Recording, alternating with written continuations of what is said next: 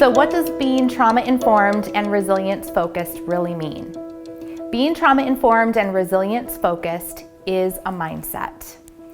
It is the lens from which we look at kids. It is viewing kids from the perspective of what has happened to them or what is currently happening in their lives that is driving the way they are behaving. Being trauma-informed and resilience-focused is knowing that even despite life adversity that has happened or continues to happen, we have an opportunity to foster and cultivate characteristics of resilience in kids.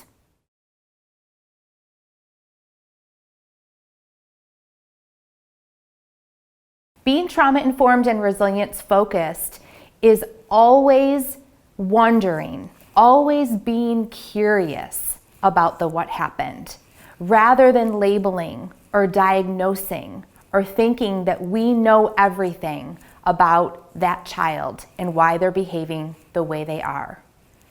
It is really asking ourselves, what about their experiences are driving what we see in front of us today?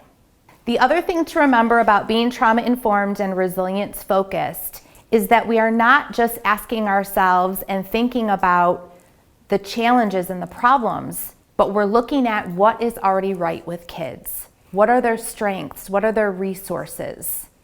What can we use to help them cope with what they've experienced? So when people ask me, how can I become more trauma-informed? What do I need to have in my classroom? What do I need to have in my office? While strategies, tools, resources can certainly be helpful, the most important thing for all of us to remember as practitioners is that being trauma-informed and resilience-focused starts with and ends with your mindset. It's the way we view kids.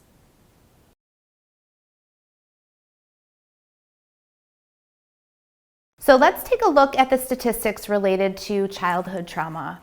Over half of the population of children in the United States have experienced at least one traumatic event.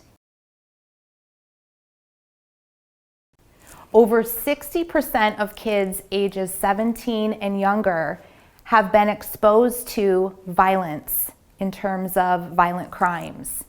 And then we have to remember that 16 million children in the United States are living in poverty, which is an experience of toxic stress. So we know that trauma is a fact, but the good thing is that so is resilience. So that's really where we need to start, with a focus on resilience. What we will learn today is that every single experience that we have, every single experience that a child has, changes their chemistry. Good experiences and adverse experiences.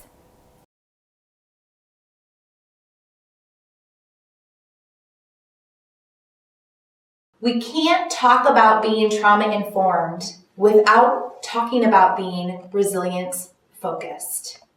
What we need to remember is that we can't take away the experiences that kids have had. We also, in many cases, can't change the experiences that the kids we work with go back to.